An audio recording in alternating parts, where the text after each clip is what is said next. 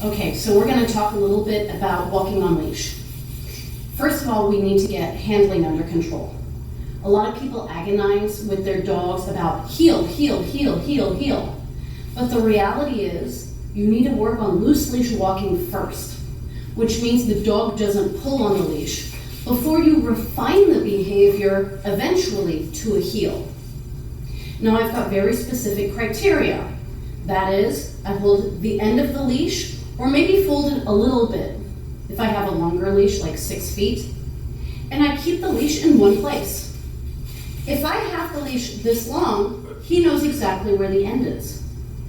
If I pick it up and I move forward, now I've lengthened the leash. If I lift it up, now I've shortened it. And the same thing goes if I pull it back. So keeping the leash in one place is really important to begin with. The other thing is you can't let him pull. That seems really hard, but reality is every time he pulls and you follow him, he's basically being reinforced because he learns pulling gets me exactly where I want to go. So step 1, keep your leash in one place. Step 2, if he pulls, stop. Don't allow him to pull.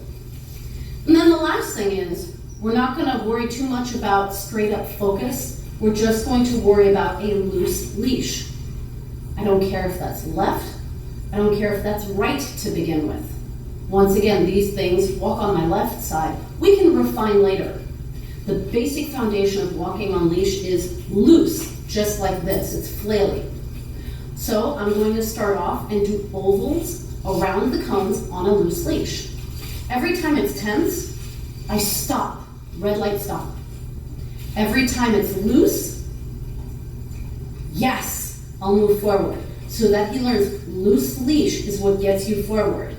Tension or a straight leash means stop. There is no reward in it for him. Does that make sense? The commands are let's go for moving forward. So I say let's go when I start moving, and then this way to let the dog know a turn or a change of direction is going to happen. So at the end of every cone, you'll see me say this way, so that you've got to let him know if you turn left or do a U-turn, about turn, that he needs to turn with you. So, Gus, you ready? Oh, you have a leaf on your mouth. That's why you're making funny noises. Let's go. Yes! And I start off right there. I start moving and he moves with me, even 2 steps. I say yes and feed him. Let's go. This way. Yes! And reward again because we turned.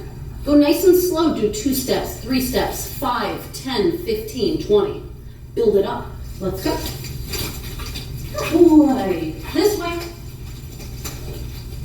Yes. And as you can see, we keep moving forward and the cookies happen because we have a loose leash.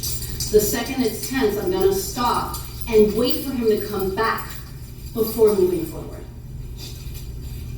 Yes, good boy, let's go. Good boy. I'm not going to worry about which side right now. This way.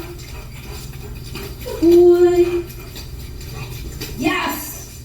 And that time, I did a length and a half before I fed him, right? I'm already increasing my steps. Let's go. Good boy, this way.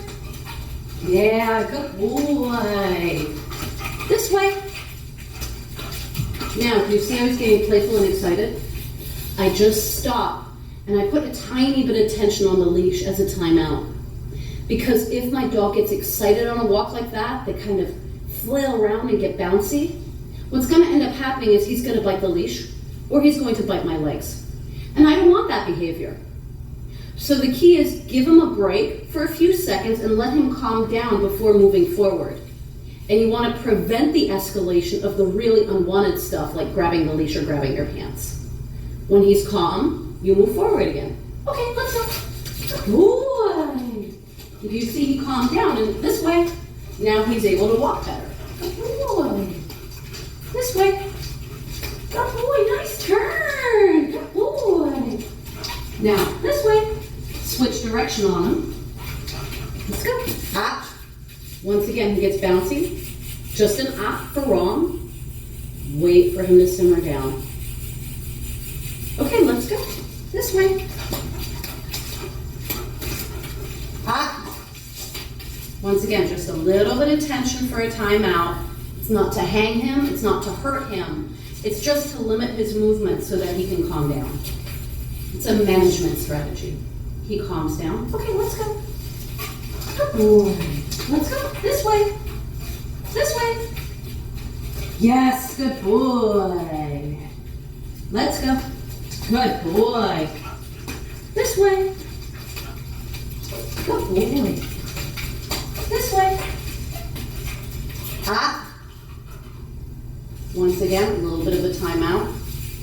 You're waiting for him to calm down here. This is a behavior thing. This is not a sit or a down. You want him to relax before you keep moving. Because see there, he laid down, but he didn't relax. He popped right back up. No, we gotta give up, buddy. There he goes. Let's go. Go boy this way. Ah. Let's go. Good boy. This way. Yes, good boy.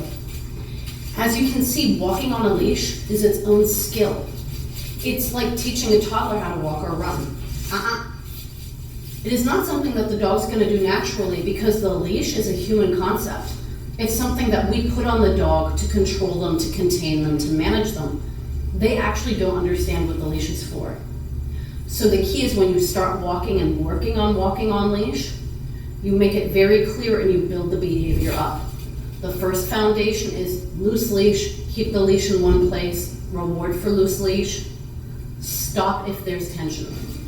And then once you have that down and he does that really well, then you can say, okay, now only reward him if he's on your left side.